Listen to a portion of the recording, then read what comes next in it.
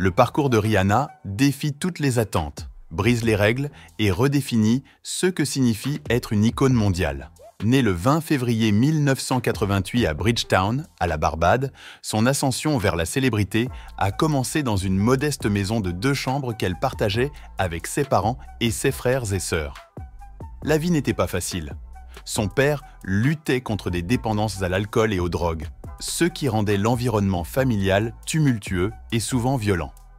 Rihanna a été témoin de ces difficultés de près, décrivant son enfance comme une période remplie de tensions et d'instabilité. Pendant des années, elle a souffert de maux de tête chroniques, symptômes du stress causé par la relation chaotique de ses parents. Les vendredis étaient les pires, racontait-elle un jour, lorsque son père rentrait ivre après le jour de paix, et la famille se préparait aux conséquences. Malgré le chaos, Rihanna trouvait du réconfort dans la musique. Inspirée par des légendes telles que Mariah Carey, Bob Marley et Madonna, elle s'immergeait dans leur art, rêvant d'un monde bien au-delà des limites de sa petite île. Dès l'âge de 8 ans, elle a découvert son amour pour le chant et s'est fixée comme objectif de faire carrière dans la musique. Lors d'un spectacle de talent scolaire, elle a interprété Hero de Mariah Carey, un moment qui annonçait déjà son futur en tant que star mondiale.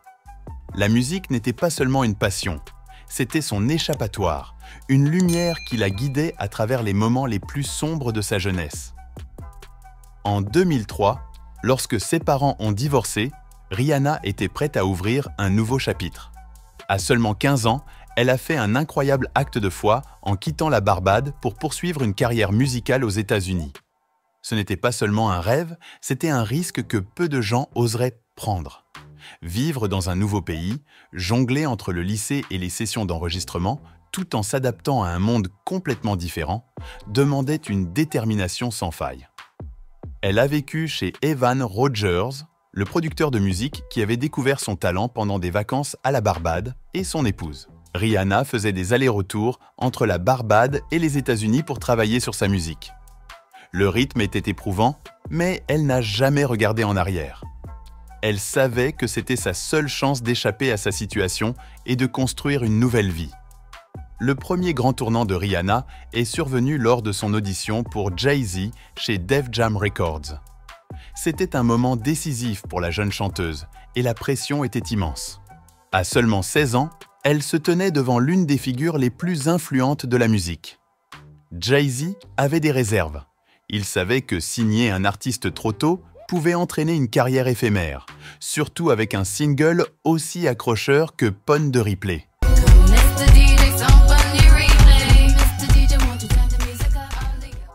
Il cherchait plus qu'un succès éphémère.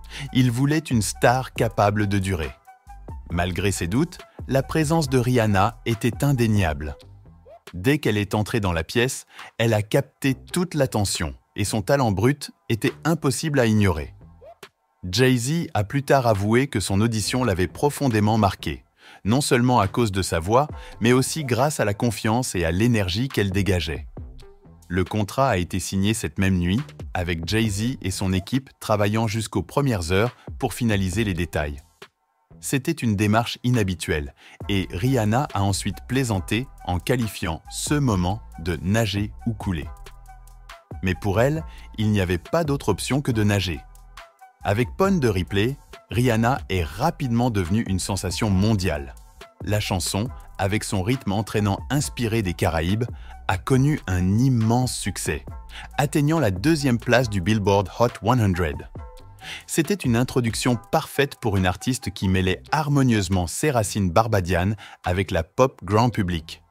Les critiques étaient impressionnés, les fans captivés, et l'industrie musicale avait trouvé sa prochaine grande star.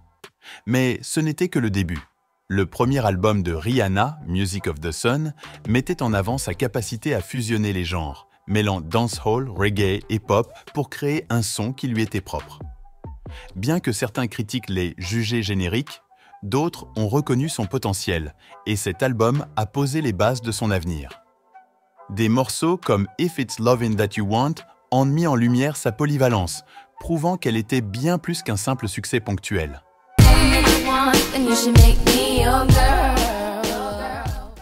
Le succès de cet album a propulsé Rihanna sous les projecteurs et elle s'est rapidement mise au travail sur son deuxième opus, déterminée à prouver qu'elle n'était pas juste chanceuse, mais qu'elle était là pour durer. Moins d'un an plus tard, Rihanna a sorti son deuxième album, A Girl Like Me, qui a solidifié sa place en tant qu'étoile montante. L'album présentait une version plus raffinée de son style caractéristique, mélangeant les influences caribéennes avec le R&B et la pop. Des tubes comme SOS sont rapidement devenus des succès incontestés, avec SOS marquant son premier single numéro 1 au Billboard Hot 100.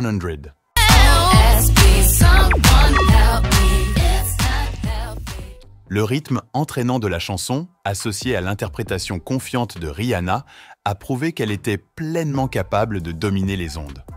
Mais c'est son troisième album, Good Girl Gone Bad, qui a véritablement transformé Rihanna en une superstar mondiale.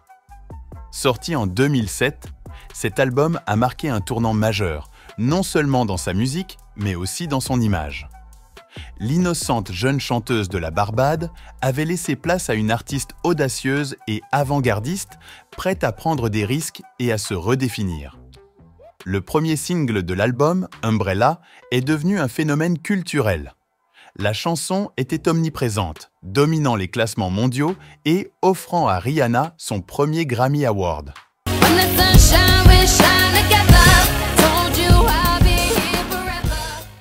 Avec son refrain accrocheur et inoubliable, Umbrella est devenu le morceau emblématique de sa carrière, cimentant son statut d'icône de la pop.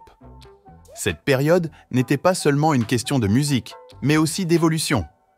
Rihanna a adopté une esthétique plus audacieuse, allant d'une coupe de cheveux courte et asymétrique à une présence scénique provocante. Elle n'était plus simplement une chanteuse, mais une icône de mode, une créatrice de tendances dont l'influence dépassait largement l'industrie musicale. Good Girl Gone Bad n'était pas qu'un album, c'était une déclaration, une affirmation que Rihanna était là pour dominer et se réinventer à chaque étape.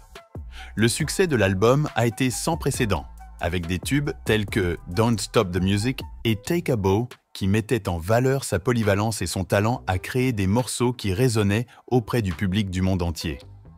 Lorsque l'édition de luxe de l'album est sortie, incluant le hit Disturbia, Rihanna s'était solidement établie comme l'une des plus grandes stars de la musique. Mais alors que sa carrière atteignait des sommets, sa vie personnelle allait bientôt prendre une tournure sombre et très médiatisée. Au sommet de sa gloire, la vie personnelle de Rihanna a soudainement occupé le devant de la scène d'une manière inattendue. Sa relation avec la star de R&B Chris Brown, qui semblait être le couple parfait aux yeux du public, s'est transformée en un véritable scandale médiatique à la suite d'un incident choquant et profondément troublant. En février 2009, juste avant les Grammy Awards, des nouvelles ont révélé une altercation entre le couple qui a laissé Rihanna gravement blessée. Les images de son visage tuméfié, divulguées par des tabloïds, ont choqué le monde entier et déclenché un débat national sur la violence domestique. Chris Brown a été arrêté et condamné par la suite à une peine de probation, mais les dégâts étaient déjà faits. Pour Rihanna, cette épreuve a été dévastatrice. Elle a plus tard décrit cette période comme l'un des moments les plus difficiles de sa vie, où elle s'est sentie à la fois victime et scrutée par le public. Mais au lieu de fuir, elle a choisi d'affronter la situation de front. Dans les mois qui ont suivi, Rihanna a transformé sa douleur en force, canalisant ses émotions dans son quatrième album, Rated R. Rated R était totalement différent de tout ce qu'elle avait produit auparavant. Sombre, audacieux et sans compromis, l'album explorait des thèmes de résilience, de chagrin et de survie. Des morceaux comme Russian Roulette et Hard dévoilaient une facette plus vulnérable, mais également déterminée de Rihanna, tandis que Rude Boy laissait entrevoir son énergie joueuse caractéristique.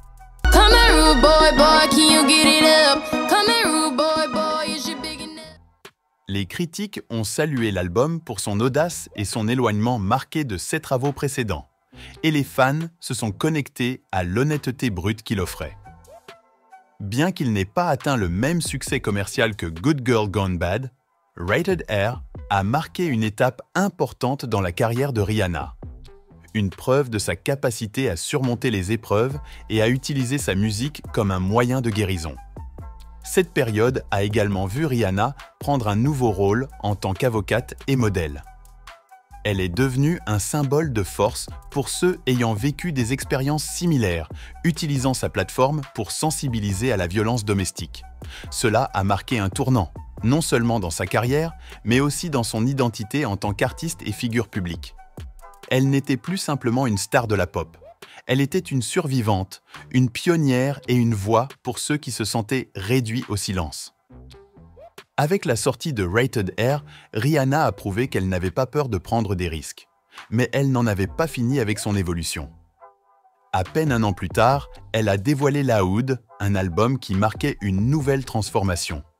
Lumineux, vibrant et débordant d'énergie, Loud était un retour au son pop et dancehall qui avait initialement propulsé Rihanna vers la célébrité.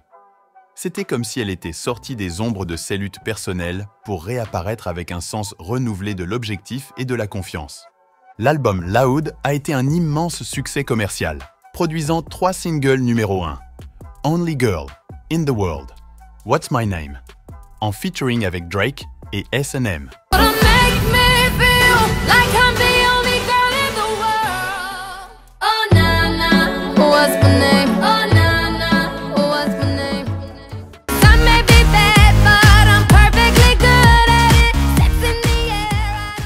Chaque morceau mettait en avant une facette différente de Rihanna.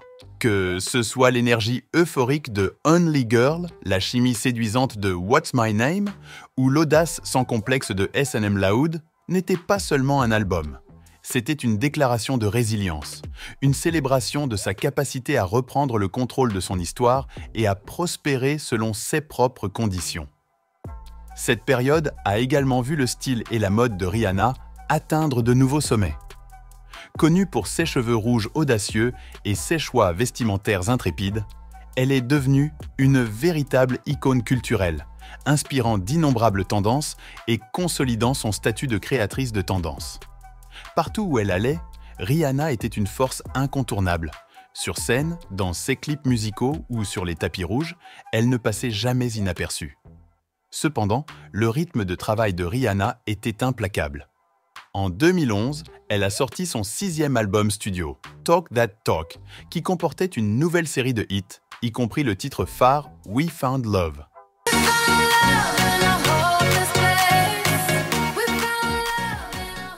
La chanson, produite par Calvin Harris, est devenue l'un des morceaux les plus emblématiques de sa carrière, dominant les ondes et recevant des éloges pour son son euphorique et en thématique. Avec Talk That Talk, Rihanna a continué à repousser les limites, mélangeant les genres et défiant les attentes. Elle ne se contentait pas de faire de la musique, elle façonnait la culture. Malgré son emploi du temps surchargé, Rihanna parvenait à maintenir des performances électrisantes et une image impeccable. Dans les coulisses, cependant, les exigences de la célébrité commençaient à peser lourdement. Lors d'entretiens, elle s'est exprimée avec franchise sur les pressions de la célébrité et les défis liés à son éthique de travail acharnée. Mais même en naviguant à travers ces obstacles, l'étoile de Rihanna continuait de briller et son influence ne cessait de croître. Alors que la carrière de Rihanna atteignait des sommets, sa capacité à se réinventer ne faisait que s'intensifier au fil des années. En 2012, elle a sorti son 7e album, Une apologétique, marquant un nouveau chapitre dans son art. Cet album comprenait certains de ses morceaux les plus emblématiques, notamment Diamonds et Stay, qui révélaient une facette plus douce et plus émotionnelle de sa musique.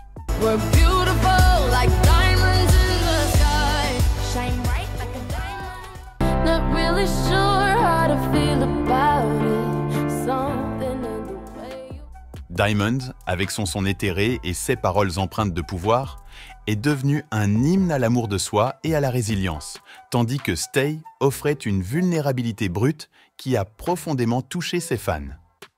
Une apologétique n'a pas seulement marqué une étape musicale, mais également personnelle. Rihanna a pris des risques avec les thèmes et les collaborations de l'album, explorant des territoires plus sombres et plus introspectifs.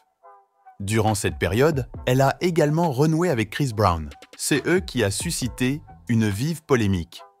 Les deux artistes ont collaboré sur une chanson intitulée Nobody's Business, un titre qui a alimenté les controverses en raison de leur histoire tumultueuse.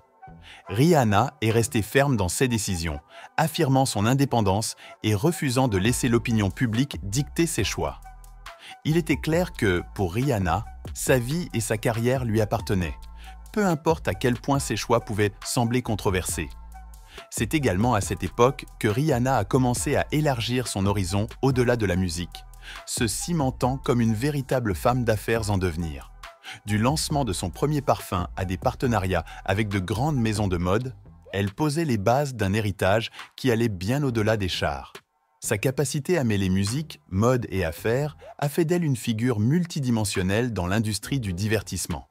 Un fait rare dans un monde où de nombreux artistes peinent à sortir de leur domaine de prédilection. Malgré son succès incessant, Rihanna a pris du recul après Unapologetic, laissant ses fans impatients de découvrir ses prochains projets. Mais elle n'était pas inactive. En coulisses, elle préparait un projet qui allait redéfinir son identité artistique.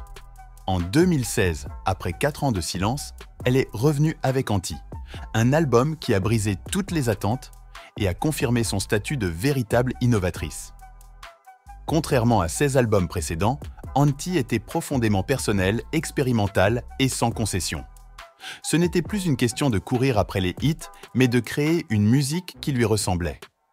Le premier single de Anti, Work, en featuring avec Drake, a dominé les classements, tandis que des titres comme Needed Me et Love on the Brain mettaient en lumière la polyvalence et la profondeur artistique de Rihanna.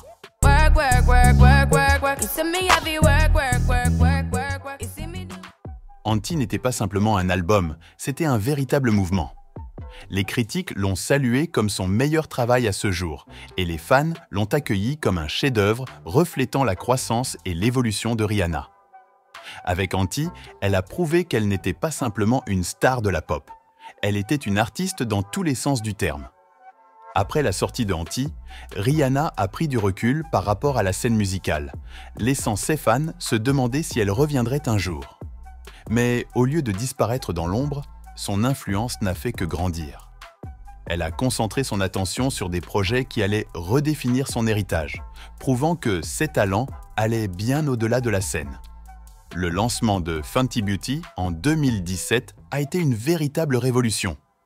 Contrairement aux marques de beauté traditionnelles associées aux célébrités, Fenty était fondée sur l'inclusivité, proposant 40 teintes de fond de teint qui s'adressaient à toutes les carnations. Cela a bouleversé une industrie qui, depuis longtemps, ignorait la diversité, et le succès de la marque a été immédiat et colossal. En quelques semaines après son lancement, Fenty Beauty avait généré des millions de dollars de ventes, recevant des éloges non seulement pour la qualité de ses produits, mais aussi pour son engagement envers la représentation. Rihanna n'était pas simplement un nom attaché à une marque. Elle était à l'avant-garde, impliquée dans chaque aspect de l'entreprise. Son authenticité a résonné auprès des clients, et Fenty est rapidement devenue l'une des marques de beauté les plus prospères au monde. En 2021, Rihanna était officiellement devenue la musicienne la plus riche, avec une fortune dépassant le milliard de dollars, principalement grâce à son empire de la beauté. Mais Rihanna ne s'est pas arrêtée là. Elle s'est lancée dans la lingerie avec Savage X Fenty, une autre marque qui a brisé les barrières en mettant l'accent sur l'inclusivité. Avec des mannequins de toutes tailles, genres et origines, Savage X Fenty a redéfini ce que signifiait se sentir sexy, prouvant une fois de plus que Rihanna était bien plus qu'une musicienne. Elle était une force culturelle. Son influence dans les domaines de la mode et de la beauté était indéniable. Et sa capacité à anticiper les tendances et à établir de nouvelles normes a fait d'elle l'une des figures les plus puissantes de l'industrie. Alors que les fans continuaient à réclamer de nouvelles musiques, Rihanna restait concentrée sur la construction de son empire. Elle ne cherchait plus à accumuler les succès dans les charts. Elle créait un héritage qui transcendait l'industrie du divertissement. Ses projets n'étaient pas seulement axés sur le succès financier, mais aussi sur l'autonomisation. Rihanna utilisait constamment sa plateforme pour amplifier des voix et célébrer la diversité, que ce soit à travers ses entreprises, son engagement philanthropique ou son militantisme, elle redéfinissait ce que signifiait être une icône mondiale.